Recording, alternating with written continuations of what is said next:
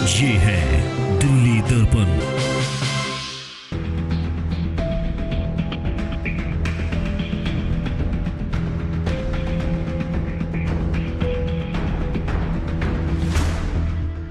Corona से जंग दिल्ली दर्पण टीवी के संग। दिल्ली दर्पण टीवी की इस विशेष कड़ी में हम पहुंचे हैं बाहरी दिल्ली के कंझावला गांव में। गांव के मुख्य मंदिर के पास हरियाली और तालाब के बीच यहां प्रतिदिन करीब 2,500 से 3,000 गरीबों और ज़रूरतमंदों को भोजन दिया जा रहा है। इस सुंदर जगह में इनकी व्यवस्था भी बेहद शानदार है। लॉकडाउन का पालन और सोशल डिस्टेंस को लेकर ये लोग बहुत सतर्क हैं। आसपास इंडस्ट्रियल एरिया में फंसे मजदूरों के लिए ये गांव मसीहा बने हुए हैं। यहाँ इन गरीबों को रोटी तो मिल ही रही है, इस समय में रोजगार भी मिल रहा है। इस समय गेहूं की फसल तैयार है, लेकिन गांव वालों को मजदूर नहीं मिल रहे थे। इन गांव वालों को अब मजदूर भी मिल रहे हैं और इन मजदूरों को इनकी मेहनत की मजदूरी भी। आइए आपको दिखाते हैं इस गांव की तस्वीर और मुलाकात कराते हैं यहाँ के कर्म योद्धाओं और कर्मवीरों से। नमस्कार, मैं हूँ राजेंद्र स्वामी, आप देख रहे हैं दिल्ली दर्पण टीवी। इस वक्त हम मौजूद हैं कंझावला में, जहाँ हम अलग अलग गाँव में जाकर आपको दिखाते हैं कि गाँव के लोग कितनी आदर्श व्यवस्था बनाए हुए हैं। यही नज़ारा हम दिखाना चाहते हैं आपको। कंझावला इलाके के इस गाँव में हम आए हैं। मंदिर के साथ सटे जो ये खालिस्तान है, यहाँ पे सैकड़ों लोगों के लिए भोजन प्रतिदिन तैयार होता है। लोकल डिस्टेंसिंग का जिस तरह से ये लोग ख्याल रख रहे हैं, वाकई अपने आप में एक बहुत बेहतरीन वो उदाहरण है। हमारे साथ इस व्यवस्था को बनाने वाले कुछ लोग हैं। डॉक्टर साहब, हम जानना चाहेंगे कब से ये व्यवस्था चल रही है और कितने लोगों का खाना यहाँ से बन रहा है? ये पिछली 23 तारीख से व्यवस्था चल रही है और तकरीबन हर रोज़ सुबह शाम दोनों टाइम 2,500 से 3,000 आदमियों का खाना अपने ये साथी सदस्य सब तैयार करा के बांट रहे हैं। कब तक ये चलना चाहिए? और हम देख रहे हैं कि सोशल डिस्टेंसिंग का भी बड़ा ख्याल रखा है, और क्या क्या हिदायतें आप इनको दे रहे हैं? देखो, जो जो आगे बढ़ते रहे, कारवां जुड़ता रहा। ऐसे ही हमने इतना सोचा नहीं था कि हम इतना लंबा इसको चलाएंगे। हमने शुरुआत की थी एक अच्छी भी, चलो किसी जो आस पड़ोस के जो बच्चे हैं उनको खाना, जो भूखे हैं किराएदार, उनको लिए दे दें। लेकिन साथ साथ गाँव के सभी बंदे इसमें जुड़ते गए, इसमें हमारे साथ कारवां बढ़ता गया और आज 18वां 19वां दिन हमें है जो उसको हर रोज़ हम 5,000 के करीब सुबह शाम मिला के आदमियों को हम खाना दे रहे हैं। तो बिल्कुल हमने देखा, बाकायदा पूछा जाता आने वाले से कि आपके घर में कितने मेंबर हैं, उसके हिसाब से उनको खाना दे रहे हैं। और दाल चावल आज बना हुआ था, बहुत ही बेहतरीन। जो हमने कई लोगों से बात की, हलवा भी साथ में उनको दे रहे हैं। पूछ भी रहे हैं क्या अलग अलग मेन्यू होता है रोज़ या एक ही तरह का? नहीं, हम रोज़ अलग अलग, बीच में कभी कभी को मीठा भी बनाते हैं, कभी चावल छोले हैं, कभी कढ़ी चावल हैं, रोटियां भी हैं, सब्जी भी है। हम तरह के पौष्टिक आहार देने की कोशिश कर रहे हैं ताकि सिर्फ पेट ना भरे, वो बीमार ना हो, उनको एक पौष्टिक खाना मिलता रहे। और उसके साथ साथ हम उनको सैनिटाइज के बारे में भी समझा रहे हैं, सोशल डिस्टेंस के बारे में भी बिल्कुल ध्यान रख रहे हैं। और साथ साथ मास्क बांट के भी, जिस गरीब बच्चे हैं, गरीब परिवार के जो आदमी हैं, उनके पास मास्क की सुविधा नहीं है, तो हम उनको मास्क भी बांट रहे हैं गाँव वालों के सहयोग से। तो बिल्कुल बेहतरीन सेवा का एक उदाहरण है। आप बताइए, सरकार ये कह रही है कि लॉकडाउन की मियाद बढ़ाई जा सकती है, तो क्या, पहले तो जानना चाहेंगे क्या बढ़ाया जाना चाहिए, और अगर बढ़ाती है तो क्या ये सेवाएँ फिर भी जारी रहेंगी? ये सेवा तो जारी रहेगी ऐसे ही, और ये मियाद भी बढ़ानी चाहिए, क्योंकि मियाद बढ़ाने का मकसद ये है कि जब तक ये बीमारी बिल्कुल ख़त्म ना हो जाए तब तक इसको हमें बढ़ाना चाहिए। और एक बात जो मैं आपको विशेष बताता हूँ, ये खाने के अलावा सबसे बड़ा एक काम जो किया जा रहा है, जो गरीब मजदूर हैं उनको और किसानों को मजदूर नहीं मिलते थे और गरीबों को काम नहीं मिल रहा था, तो खेत कटाई का काम बहुत सारे हज़ारों मजदूरों को हमने यहाँ से दिलाया है।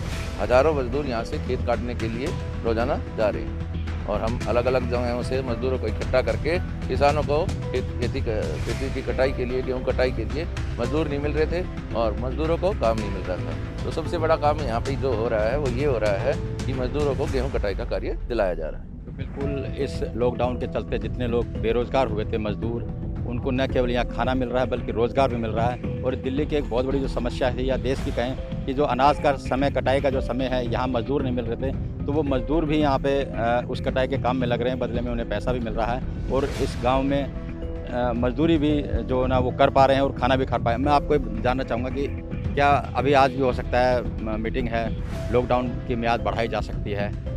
गांव में क्या माहौल है, क्या लोग सोचते हैं कि क्या बढ़ाया जाना चाहिए? गांव में बहुत एक पॉजिटिव माहौल है और सब इस चीज़ के फेवर में है। सब जानते हैं कि लॉकडाउन में ही हमारा भला है, घर में रहने में ही हमारा भला है। अगर हम बाहर निकलेंगे तो बीमारी को फैलाने में हम सहायक बनेंगे, तो कोई भी नहीं चाहता।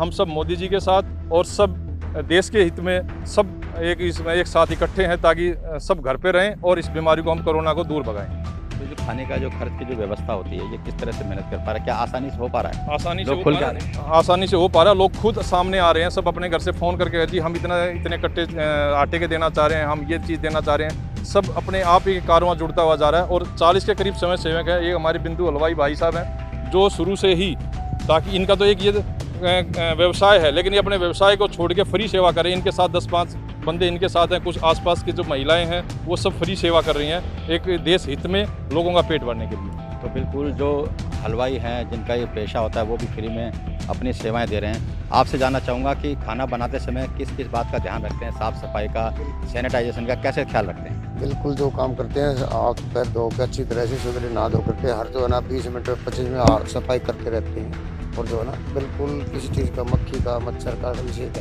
जब तक कोई अंदर रहता है उसमें। तो अभी आप कितने लोगों का खाना बना रहे हैं? करीबन अभी फिलहाल में लंच टाइम होता है, करीबन 1500 आदमी के आसपास। ये इससे ज़्यादा ही जो है ना शाम को हो जाता है। मिनिमम दोनों टाइम का 3000 आदमी हो जाता है। बिल्कुल दोनों टाइम का 3000 आदमी आता है। आप बताइए किस तरह से देखते हैं इस सारी व्यवस्था को? हमारे यहाँ व्यवस्था बहुत अच्छी चल रही है। जो सोशल डिस्टेंसिंग का उसका पूरा ख्याल रखा जा रहा है।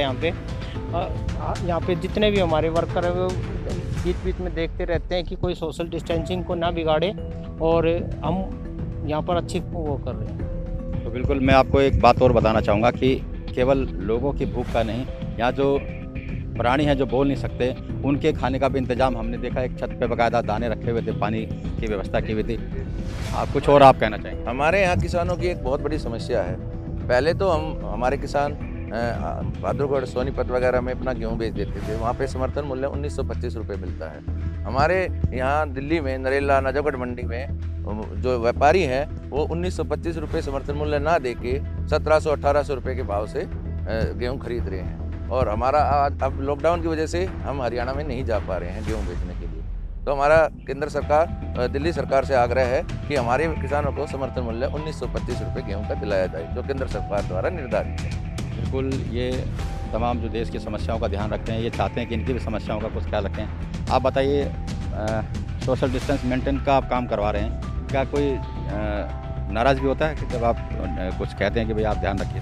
हम कुछ आते हैं, बोलते हैं, उनको समझाते हैं प्यार से कि ऐसा करना गलत है, हमारी सेफ्टी के लिए है, आप लोगों की सेफ्टी के लिए। आप यहाँ से कोई बीमारी ना लेके जाओ, ना दे के जाओ, उसका ध्यान रखते हुए दूरी बनानी पड़ती है। जिस डंडे का प्रयोग करना पड़ता है, कभी धमकाना पड़ता है, इससे देख के डर जाते हैं। कोई बाहर का XYZ ना आए, कुछ ऐसा माहौल ख़राब ना करे, उसका भी ध्यान रखना पड़ता है। तो बिल्कुल एक लॉकडाउन को बनाए रखना बड़ी चुनौती है। हमने कई गाँव में देखा कि वहाँ के लोग खुद लॉकडाउन का पालन करवा रहे हैं, किसी को अंदर आने की अनुमति नहीं है, आता है तो सैनिटाइज। यहाँ क्या व्यवस्था है? यहाँ तो सोशल डिस्टेंस का है। यहाँ तो आदमी खाना लेने तो आ ही रहे हैं। कम से कम उनको 8 से 10 फुट 6 फुट का कम से कम बोला जा रहा है डिस्टेंस रखो।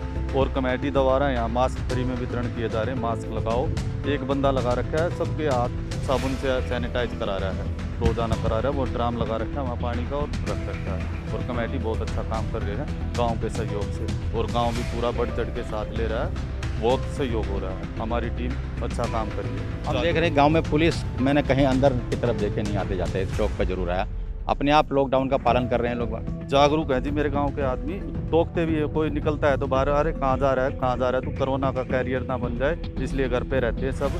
हमारे यहाँ तो ये कार्यकर्ताओं की तो मजबूरी है, यहाँ आ रहे हैं, ये नहीं आएंगे तो खाना नहीं बचेगा।